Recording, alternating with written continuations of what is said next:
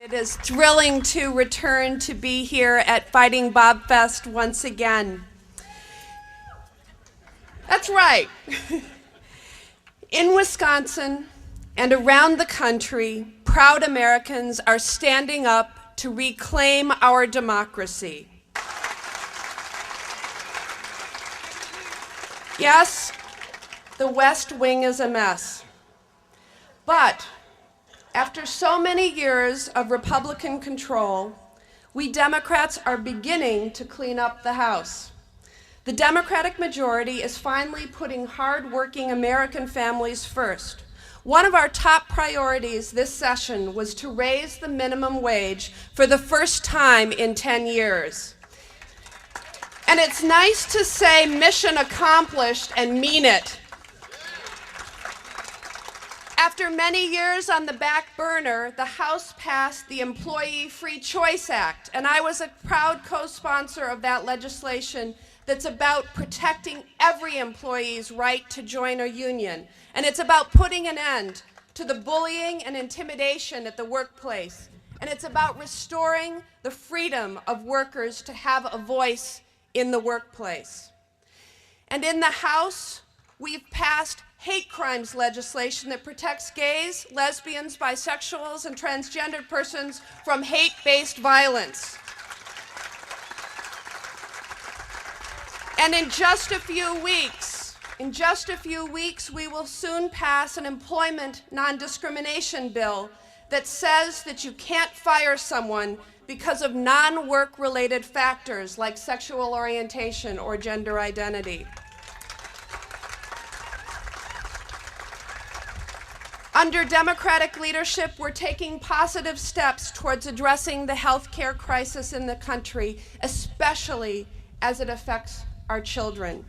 The House recently passed a vote to reauthorize the state children's health insurance program. We know it here in Wisconsin as Badger Care. Our bill will continue to cover the children already enrolled in the program, and then will expand the program to cover 6 million more children who are currently uninsured in this country. Now,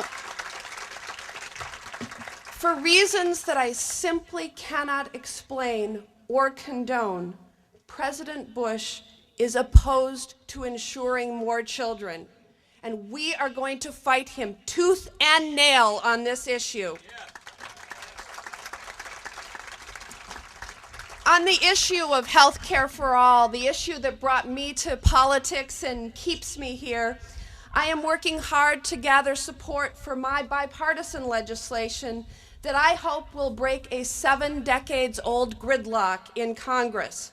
My legislation supports and encourages states efforts like those in Wisconsin to insure all their residents, and has enough flexibility to appeal to both conservatives and liberals alike, which is extremely promising.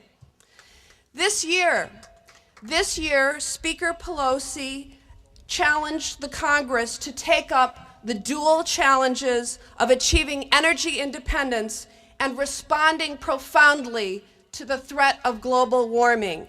This effort is long overdue and desperately needed and vital to our national security, our economy, and our environment. In the House, starting in my own Energy and Commerce Committee, we've produced and passed energy independence legislation, and we are beginning to tackle comprehensive legislation to confront global warming. Now, the bill we passed, perhaps not as bold as I would have liked, but it does take important and necessary first steps that put us on the right road and move us in the right direction. When fully enacted and implemented, the provisions in the Energy Efficiency and Independence Bill that we've just crafted will remove from the atmosphere carbon dioxide emissions equivalent to those emitted from all the cars currently on the road in the United States. And that's a pretty impressive achievement.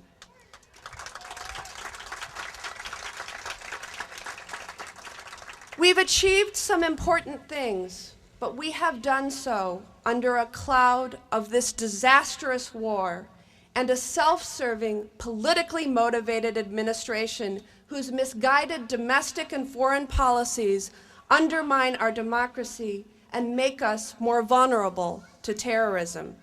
Every day now, we are confronting the harsh realities of war and peace, life and death, charity and greed, good and evil, at home and abroad. As gas prices rise, so do our frustrations. As the body count rises, so does our anger. As the list of this administration's abuses of power grows, so does our desire to reclaim our democracy and set the country back on the right path. We can and must use our frustration, our anger, to mend, to heal, and to cleanse. This is not the time to back down. It's a time to mobilize.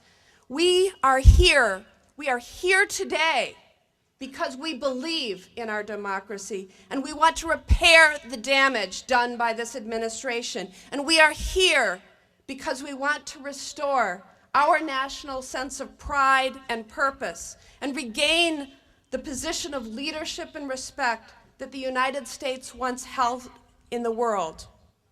So it seems fitting today to ask ourselves, what would Bob do?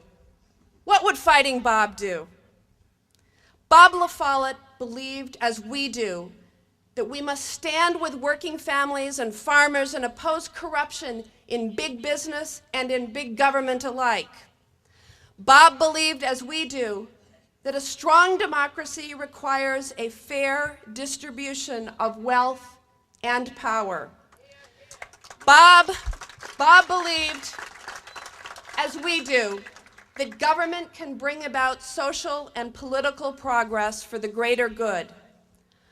Bob believed, as we do, in the Wisconsin idea that brought together academics, business people, workers, and policymakers to work in common purpose with an activist and well-educated citizenry.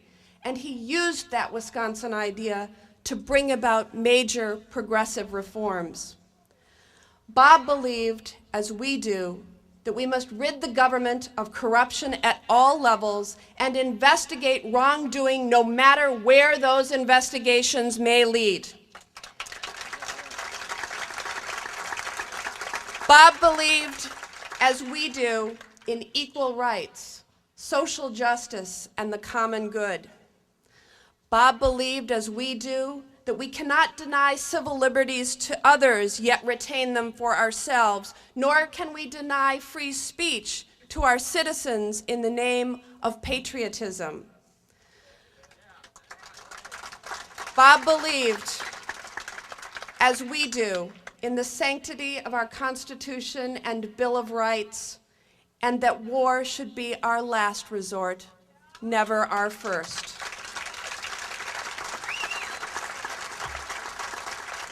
Well, my friends, Fighting Bob is here with us today. His spirit lives on in each one of us. His determination drives each of us. His principles prod each of us to pick up a shovel and help repair and rebuild and renew the promise of America. And he would be the first to remind us that the question for every American today is not, what would Bob do, but what will I do? What will we do together to restore our American dream? That is the question we must ask. That is the question it is our duty as progressives and Americans to answer. Thank you.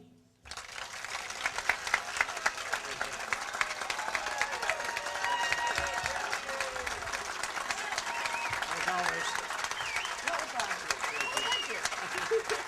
always.